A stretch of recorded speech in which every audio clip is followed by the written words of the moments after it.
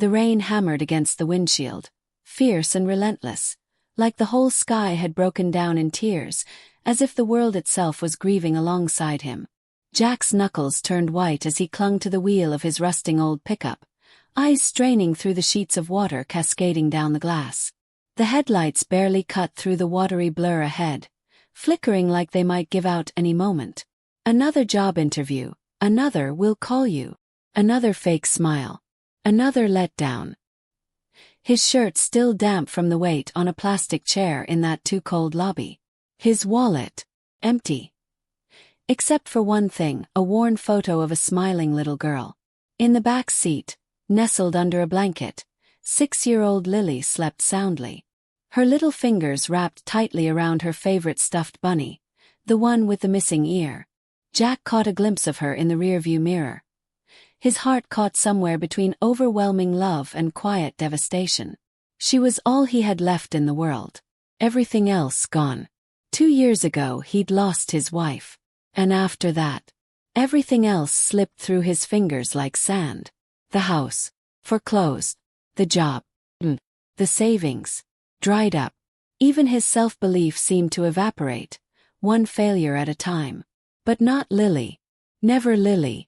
No matter how broken the world became, he held on to her like a lifeline. His grip on the wheel tightened as he turned onto that familiar winding back road leading toward their tiny one-bedroom rental. They're not quite home. The wipers screeched against the windshield in a slow, mournful rhythm, as if keeping time with the echo of his own unraveling. Each day felt like a marathon with despair nipping at his heels. He couldn't let Lily see how close he was to giving up. He just couldn't. The heater coughed weakly, pushing out a pathetic bit of warmth that vanished before it reached his fingers. Jack exhaled, long and slow, fogging up the glass with the breath of someone barely hanging on. How much longer could he do this? How much longer until even hope gave up on him? The world had grown cold, brutal, indifferent. But he wasn't ready to quit. Not yet. Not for her. Not ever. And just when he thought this night couldn't get any heavier, something, on the side of the road flashed into view. Pale blur in the dark. Jack's eyes flicked toward it. His heart jumped. As he rounded the bend, the beam from his headlights swept over the trees crowding the road, and there, a flicker of white, barely visible through the storm and shadows. He hit the brakes hard. The truck fishtailed slightly, skidding onto the muddy shoulder before jerking to a stop. His pulse pounded, not from fear but from pure instinct. Something about this wasn't right. He glanced at Lily, still asleep, thank God, then stepped out into the downpour. His boots sank into the soaked ground with a cold, sucking sound. The rain hit his face in sharp, stinging sheets as he stumbled closer. At first he thought it was a scarecrow, or maybe some kind of weird mannequin. But no, as he got nearer, the truth slammed into him like ice water. A woman stood there, soaked to the bone, chained to a tree. She wore what had once been a wedding dress, now torn, dirty, and clinging to her like a ghost of something sacred. Her bare feet trembled in the mud. Her face, smeared with mud and streaked with tears, turned slowly toward him. Her eyes met his, wild, haunted, pleading, but completely silent. Jack froze, breath caught in his chest. "Are you okay?" he asked, though his voice was nearly swallowed by the roar of the rain. She didn't answer, didn't move, just stared. He looked around wildly.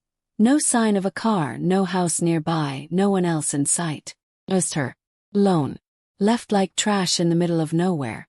For a moment, all his own pain, the crushing bills, the empty fridge, the never-ending weight of fatherhood, faded into the background. Because whatever her story was, it was worse. She needed help. And Jack, he couldn't just walk away. He took off his jacket, wrapping it gently around her trembling shoulders. "You're safe now," he whispered, not knowing yet that saving her would end up saving him too.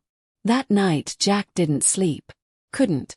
After cutting through the chain with a rusted tool from his truck, he helped her into the cab and brought her home. Lily stirred briefly, rubbing her eyes as they entered the tiny space. She didn't ask questions. Just blinked at the soaked stranger lying on their couch, bundled in every blanket they had. The woman barely whispered a word. Just one name before passing out, Eliza. The place wasn't much. Peeling paint. A heater that gave up more often than not. A fridge that wheezed louder than it cooled. But somehow it became a sanctuary. Jack didn't know what he was doing, what right he had to bring anyone else into their chaos. But there was something in Eliza's eyes. Something broken but still holding on. He couldn't ignore it. The next morning she sat at the tiny kitchen table, silent but present. He handed her a mug of coffee. She nodded, hands still trembling slightly. Over the days that followed she said little. Just short replies when asked. But she did things. Quietly. Folding laundry. Fixing that broken cabinet that had driven Jack crazy for months. Even stitched up Lily's bunny. No one had asked. She just saw the need. Lily was the first to truly connect. One morning Jack found them on the floor, a sea of crayons around them. Lily was giggling, actually giggling, as Eliza offered a shy smile. Jack hadn't heard laughter like that in months. Something was shifting. The house, once weighed down by grief and struggle, felt lighter. Less sad. Less hopeless. Jack didn't fully understand it, but somehow, Eliza wasn't just surviving. She was helping them breathe again. Piece by piece, she was mending their broken little world. Late one night, after Lily had gone to bed, the house wrapped in soft silence, Jack sat at the kitchen table sipping lukewarm tea. Eliza stood at the window, watching the wind. Then softly she spoke. "I was supposed to be married that day." Jack looked up, heart tightening. "I didn't love him," she continued, voice cracking like dry wood. "Didn't even know him. But my family said love was a luxury. They called it duty. Honor." She turned to face him, eyes wet. "I ran. And they found me. Said I had brought shame. So they chained me up. Left me there. To think about what I'd done." Jack couldn't speak. Rage and sorrow stormed in his chest. How could anyone do that? To their own blood. "I thought no one would stop," she whispered, staring at the floor. "That I didn't matter enough to be saved." Jack stood slowly. Walked over. Laid a hand gently on her shoulder. "You were never too far gone," he said, voice thick. "You were waiting. For someone to see you." And that's when the tears came. First hers. Then his. No words left. Just the quiet truth between them. It wasn't pity. It wasn't rescue. It was recognition. Two souls, shattered but still breathing, beginning to believe they might still be worthy of love. A year later, the little house still creaked, still had its quirks. But it glowed now, with warmth and laughter and life. Sunlight streamed through clean windows. Lily giggled at the breakfast table. Jack flipped pancakes with a smile that had taken months to return.